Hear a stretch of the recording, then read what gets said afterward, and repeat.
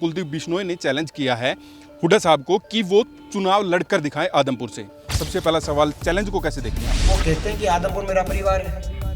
आदमपुर पूरा परिवार नहीं है, वो केवल अपने स्वयं के परिवार की बात वो करते हैं।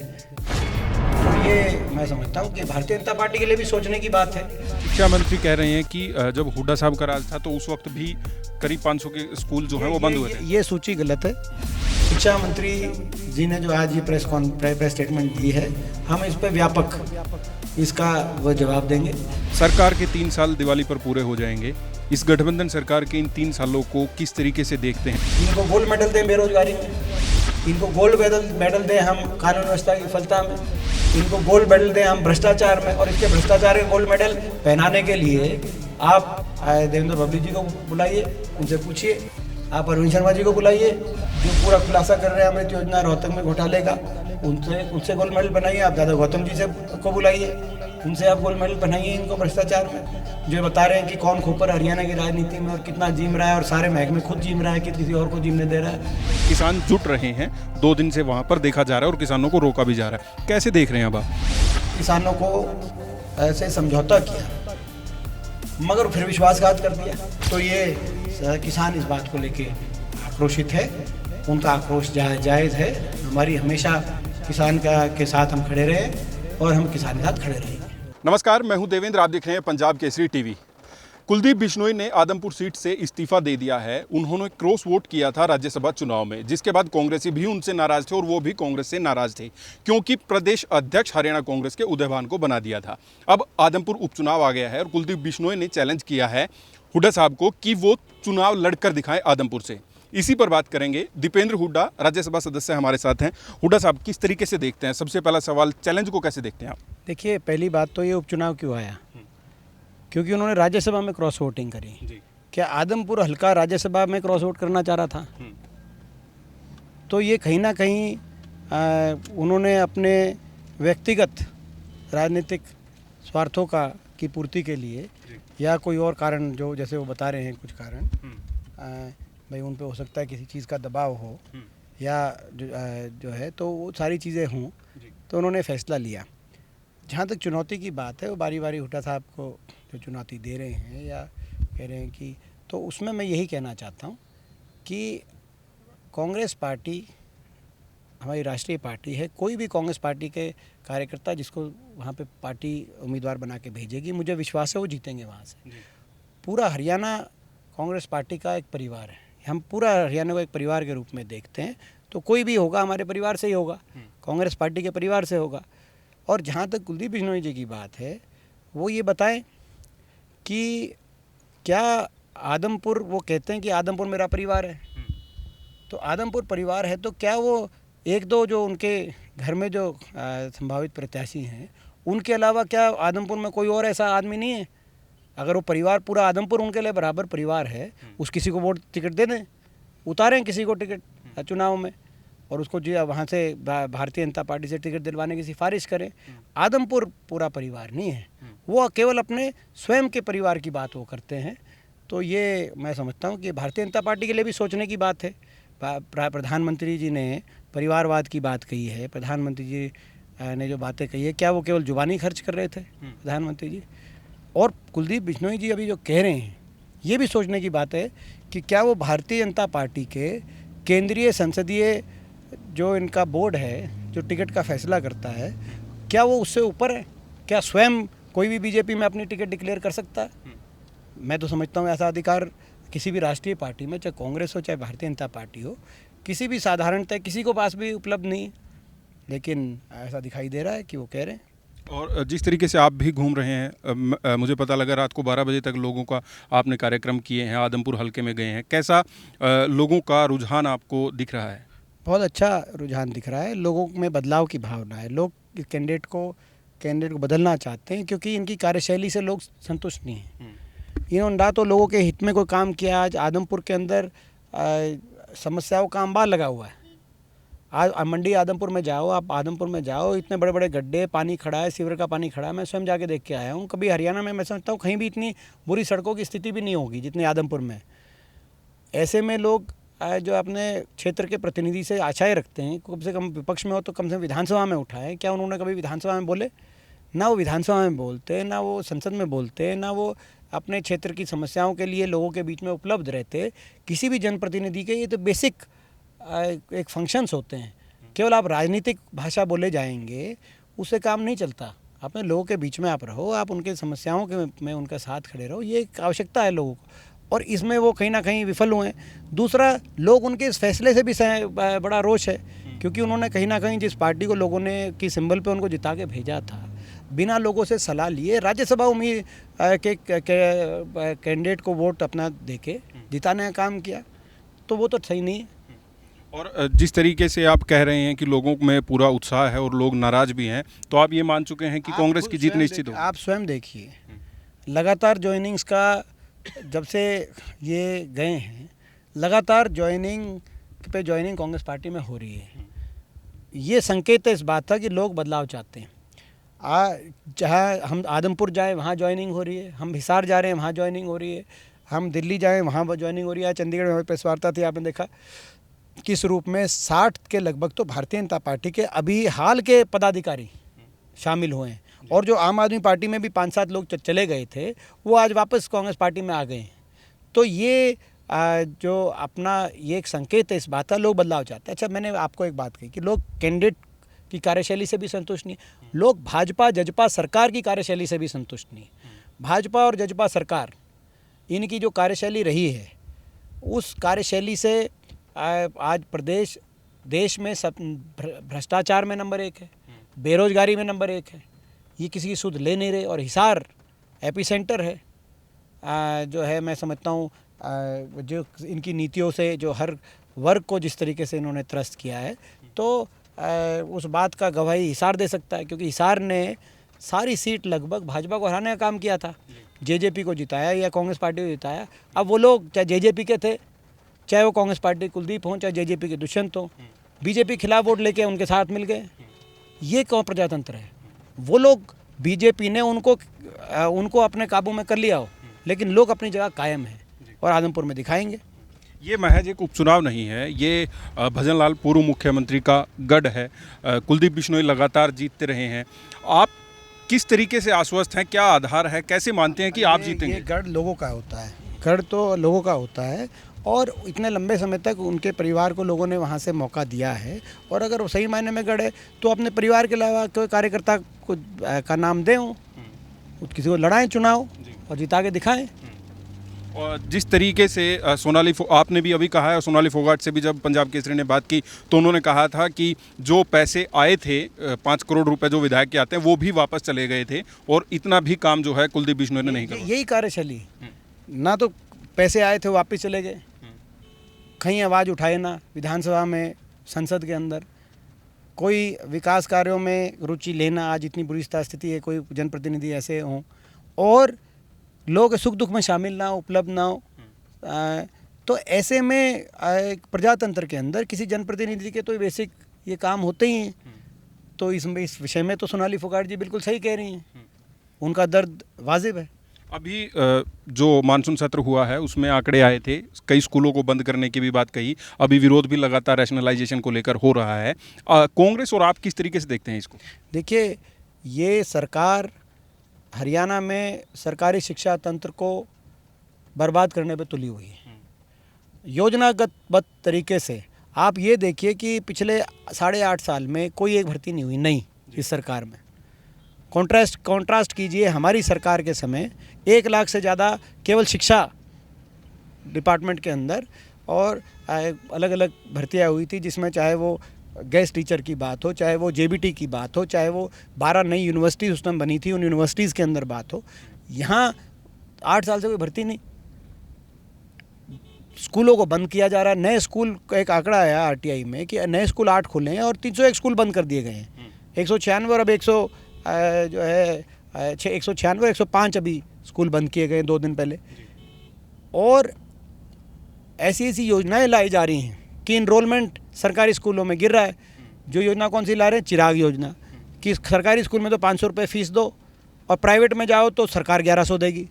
स्कीम कौन सी ला रहे हैं? रैशनलाइजेशन के नाम पे अपना जो ये अपना ट्रांसफ़र पॉलिसी, उसमें क्या कर रहे हैं? उसमें स्कूलों को जो है बंद करने का काम कर रहे हैं या उनमें स्ट्रीम्स बंद करने का काम कर रहे हैं। 450 स्कूलों में साइंस स्ट्रीम बंद हो गई हरियाणा की, 450। ये छोटा आंकड़ा नहीं है। 450 का मतलब ये है, आप मान के चलिए कि हर ज़िले के अंदर 25 स्कूल हैं, यानी कि साइंस स्ट्रीम उन स्कूलों में बंद हो गई तो बच्चे क्या करेंगे? आप देश को शिक्षित हरियाणा, शिक्षित भारत वर्ष बनाने की बजाय आप उनको शिक्षा के दायरे से बाहर निकाल रहे हैं। और आपने ऐसे ऐसे स्कूल बंद कर दिए जो लोगों ने अपनी मेहनत की कमाई से बनाए थे, सरकारी स्कूल, आज़ादी से पहले के सरकारी स्कूल। मैंने उदाहरण दिया आपको, आज प्रेस कॉन्फ्रेंस में रोहना गांव का एक स्कूल था, शामड़ी गांव का एक स्कूल था, ऐसे स्कूल। और उसमें क्या अपना जो कहते हैं वहाँ पे सरकार दलील दे रही है कि भाई इनको कैप्ट कर रहे हैं, पोस्ट को ट्रांसफ़र पॉलिसी में ट्रांसफ़र करके कुछ पोस्ट। कैप्ट का क्या मतलब है बताएं शिक्षा मंत्री जी?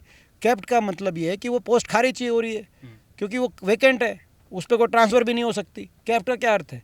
तो आज हरियाणा का शिक्षा तंत्र डगमगा गया है इस सरकार की एक नीतिगत। और ये केवल शिक्षा की बात नहीं, सरकार की यही सोच है। आपने देखा कि कृषि क्षेत्र को प्राइवेट हाथों में सौंपने की तैयारी करी 3 कृषि कानूनों को लाकर। आपने देखा अग्निपथ योजना लाकर फौज में कॉन्ट्रैक्ट बेसिस पे 4 साल की तर्ज पे नौकरी लाने का प्रयास किया गया जा रहा है। आपने देखा कि शिक्षा के अंदर ना भर्ती की जा रही, ना स्कूलों के अंदर जो है ना स्कूल बढ़ाए जा रहे, स्कूलों को तो बंद किया जा रहा है। तो ये ऐसा दिखाई देता है कि हर क्षेत्र में ये निजीकरण ज़बरदस्ती। मगर कई क्षेत्र ऐसे होते हैं, कुछ निजी क्षेत्र का अपना किसी भी अर्थव्यवस्था में एक बहुत भारी भूमिका रहती है, हम उसका स्वागत करते हैं। लेकिन कुछ क्षेत्र ऐसे होते हैं, स्वास्थ्य, शिक्षा, जहाँ बैलेंस होना चाहिए, जहाँ निजी क्षेत्र का और सरकारी क्षेत्र का बैलेंस आवश्यक है। ये सरकार वो बैलेंस नहीं बना पा रही, ऐसी इस बात की हमें पीड़ा है। शिक्षा मंत्री कह रहे हैं कि जब हुड्डा साहब का राज था तो उस वक्त भी करीब 500 के स्कूल जो हैं वो बंद हुए थे। ये सूची गलत है। शिक्षा मंत्री जी ने जो आज ये प्रेस स्टेटमेंट दी है, हम इस पर व्यापक इसका वो जवाब देंगे। ये कहाँ से सूची आई है, कैसे इन्होंने कैलकुलेट किया है, वो सारी बात जो है कहने का मतलब। अब आप हमारे सवालों का जवाब नहीं दे रहे। आपने एक भी भर्ती क्यों नहीं की 8 साल से? आपने ये रैशनलाइजेशन पॉलिसी के माध्यम से पोस्ट क्यों ख़त्म कर रहे हैं?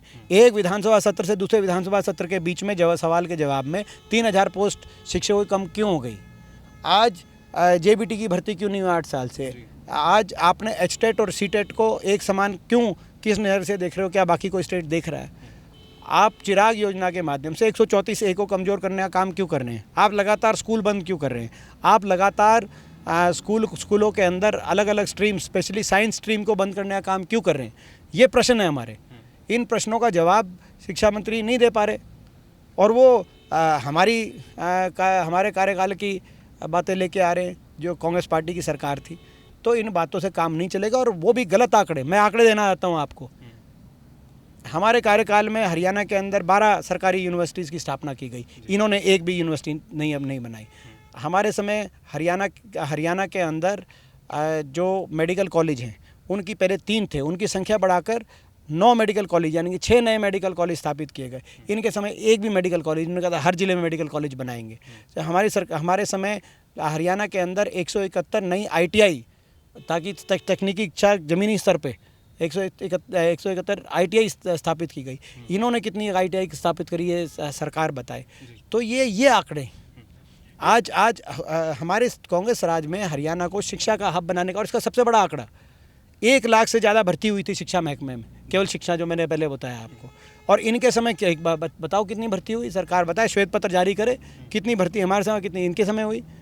तो ये सरकार शिक्षा को लेकर बिल्कुल सीरियस नहीं है, इस बात का दुख है। और एक ओवरऑल देश में एक नीति चल रही है इनकी कि सरकारी स्कूलों के तंत्र को कमज़ोर किया जा रहा है। ये देश में इनकी नीति है। पशुओं को लेकर लंपी बीमारी चल रही है, आप भी लगातार प्रेस नोट भी आपके आ रहे हैं। कैसे देखते हैं जो सरकार काम कर रही है इस चीज़ को लेकर? आज भी करीब 50 पशु तो एक डिस्ट्रिक्ट में ही मौत हो गई। देखिए, ये सरकार असंवेदनशीलता का पर्यायवाची बन चुकी है। ये बार बार विधानसभा में भी हमने उठाई बात, और हर प्रेस कॉन्फ्रेंस में हर में उठा रहे हैं। ना तो कोई इंतजाम सरकार ने कोई एहतियात बरतने के लिए कोई प्रयास किए, ना कोई सरकार ने ठोस कोई मदद के लिए किसी तरह की सहायता जो इस प्रकार के जो पशुपालक हैं जो प्रभावित हो गए जो पशु, उनके लिए कोई सहायता का कोई स्कीम कोई किस तरीके क्या हो, सरकार बिना किसी पॉलिसी के चल रही है जहाँ तक। और ये बड़ी सीरियस एक प्रॉब्लम चल रही है पूरे हरियाणा के अंदर, जिसको लेके हम सरकार को बार बार जगाने का प्रयास कर रहे हैं। लेकिन अब सरकार ही अगर असंवेदनशील हो जाए, लोगों की सुने ही ना, तो फिर क्या करें। सरकार के 3 साल दिवाली पर पूरे हो जाएंगे। इस गठबंधन सरकार के इन 3 सालों को किस तरीके से देखते हैं? लगातार विधायकों का, मंत्रियों का विरोध भी हुआ। खुद सरकार के विधायक भी अब की बार तो सत्र में कह रहे थे, जो जगदीश नैयर है उन्होंने कहा कि ये मंत्रालय मुझे दे दो अगर काम नहीं होता है तो। आप ओवरऑल 3 साल को कैसे देखते हैं गठबंधन सरकार के? देखिए, इस सरकार के 3 साल तो दिवाली पे हो जाएंगे, लेकिन लोग को, आम आदमी के घर के बजट का दिवाला भी सरकार के 8 साल में निकाल चुकी है सरकार। ये नीति है। आप लोगों से पूछो, कार्यकाल को मैं क्या कहूँ, देखूंगा जो देश में सबसे ज़्यादा जो बेरोजगारी दर है हरियाणा जो का युवा जो झेल रहा है, आप उससे पूछो।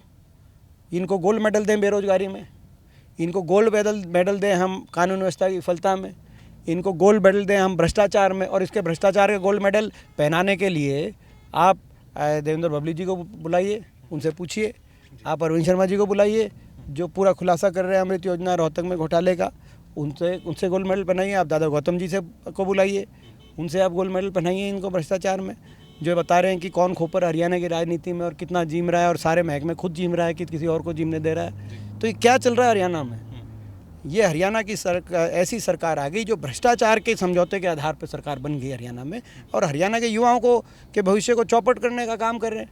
ये हरियाणा डिजर्व्स बेटर, मेरा ये मानना है। हरियाणा के लोग त्रस्त हैं। ये 3 साल की कोई इनके सरकार जो जश्न मनाने की तैयारी कर रही है, लोगों के वो गले नहीं उतर रही बात। मेरा आखिरी सवाल है, किसान आंदोलन लगातार इतने दिनों तक चला था, दिल्ली बॉर्डर पर किसान डटे रहे थे, आपने भी संसद में काफ़ी आवाज़ जो है बुलंद आवाज़ उठाई थी। अब फिर किसान जुट रहे हैं, 2 दिन से वहाँ पर देखा जा रहा है और किसानों को रोका भी जा रहा है। कैसे देख रहे हैं अब आप? देखिए, ये